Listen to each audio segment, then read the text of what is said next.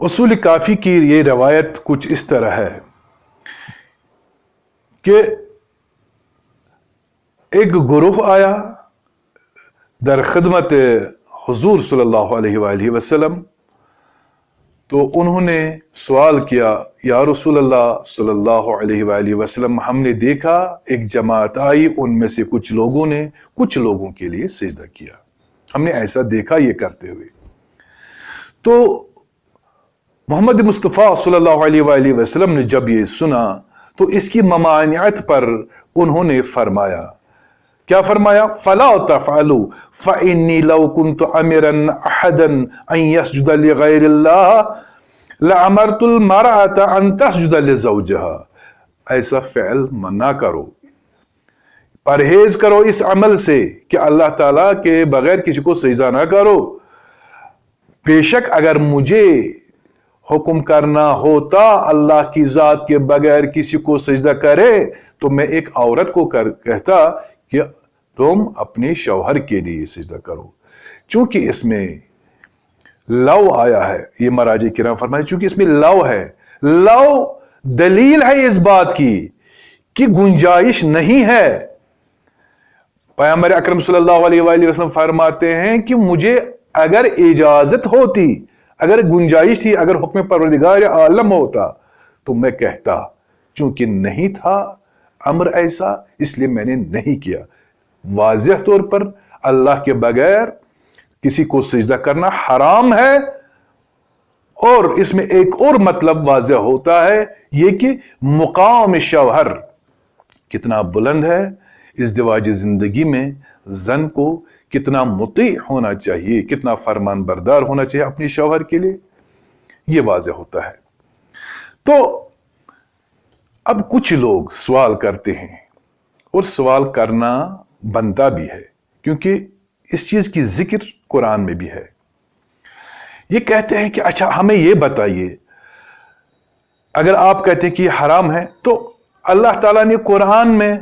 یہ کیوں اس مطلب کو بیان کیا کہ ملائکوں نے آدم کو سجدہ کیا اور یوسف علیہ السلام کو بھی سجدہ کیا گیا، تو وہ سجدہ کیا تھا؟ یہی سوال ایک سائل نے امام جعفر صادق علیہ السلام سے کیا، جو احتجاج تبریسی میں وارد ہوا ہے۔ معتبر روایت ہے کہ امام جعفر صادق علیہ السلام کے سامنے یہ سائل آیا، بنام زندگی سوال کیا، یا ابن رسول اللہ ہمیں بتائیے، ہم جاننا چاہتے ہیں کہ آدم کو جو سجدہ کیا گیا، یوسف علیہ السلام کو جو سجدہ کیا گیا ہے، آپ فرماتے ہیں، آپ روکتے ہیں، آپ کہتے ہیں، آپ ممانعت کرتے ہیں کہ خدا کے بغیر سجدہ نہ کرو، لیکن یہ سجدہ چونکہ بندے کو کیا گیا، تو امام نے اس کی جواب میں فرمایا زندگی یہ سجدہ آدم کے لیے نہیں تھا، یوسف علیہ السلام کے لیے نہیں تھا، بلکہ یوسف اور آدم علیہ السلام اس وقت سجدہ کرنے والوں کے لیے کعبہ بنا دیا گیا تھا ان کو، جس طرح مسلمان کے لیے بیت اللہ الحرام ہے۔ کسی بھی مسلمان سے یہ کہیں، آپ پوچھیں، اسے سوال کریں، آپ اللہ کو سجدہ کرتے ہیں یا کعبے کو، ہر کوئی جواب یہی دے گا کہ ہم اللہ کی ذات کو سجدہ کرتے ہیں۔ بس کیا کرتے ہو؟ ہم رخ کعبے کی طرف رخ کر کے سجدہ کرتے ہیں۔ بس اسی طرح آدم کو بھی اور یوسف علیہ السلام کو، دونوں کو ان کی طرف رخ کر کے، ان کی جانب رخ کر کے اللہ کو سجدہ کیا گیا۔ یہ نہ سمجھو کہ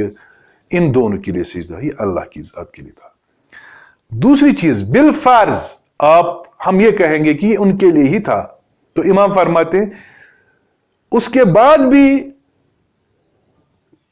یہ دلیل بنتی ہے کہ یہ آدم کے لیے اور یوسف علیہ السلام کے لیے نہیں تھا، بلکہ خدا کے لیے تھا، کیونکہ امر پروردگار عالم تھا۔ چونکہ امر تھا لہذا اللہ کے لیے تھا۔ یعنی اگر اللہ بندے کو کہتا ہے تعظیم کرو کسی چیز کی، اگر ہم تعظیم کرتے ہیں، اس چیز کی تعظیم نہیں کرتے ہیں، اللہ کے حکم کی تعظیم کرتے ہیں، وہاں اس شے کو تعظیم نہیں کی جاتی، بلکہ اصل میں خالق کو، حکم کرنے والے کے حکم پر اطاعت کر کے اس ذات کی تعظیم کی جاتی ہے۔ اس صورت میں بھی یہ چیز اللہ تعالیٰ کے لیے ہی تھا، یہ سجدے، دونوں سجدے، نہ کہ مخلوق کے لیے۔ اس کے بعد کہیں یہ جواز پیدا نہ ہو جائے، دوسرے لوگ اس کو جواز نہ بنائیں، اس کو روکنے کے لیے امام جعفر صادق علیہ السلام بہترین حدیث، بہترین مثال پیش کرتے ہیں۔ فرماتے ہیں زندگی اگر کسی انسان نے کسی شخص کو اپنے گھر میں ایک مرتبہ داخل ہونے کی اجازت دی تو اس کے لیے یہ دلیل نہیں کہ وہ دوبارہ آنے کے لیے اس کو اجازت طلب کرنی ہی نہیں ہے، بلکہ جب بھی وہ آنا چاہیں تو اس کو، چونکہ ایک ہی مرتبہ اجازت ملی تو جب بھی وہ آنا چاہیں تو اس کو اجازت حاصل کرنی ہے۔ لہذا تمام مراجع کرام، تمام فقہاء عظام ہمیں یہ کہتے ہیں کہ اگر آپ لوگوں نے دیکھا کہیں بھی کہ غیر خدا کو سجدہ ہو رہا ہے، اس انسان کو امر بالمعروف کریں، نہی عن المنکر کریں، کیونکہ یہ اس فعل کا مرتکب ہو رہا ہے جو اس کو دائرے شرک میں لے جاتا ہے، اور شرک ایسا گناہ ہے کہ اللہ تعالیٰ نے فرمایا میں نے خود اپنے آپ کو یہ اختیار نہیں دیا کہ میں مشرک کے گناہوں کو بخش دوں۔ ما سوائے مشرک جو بھی گناہ کتنے بھی بڑے ہوں،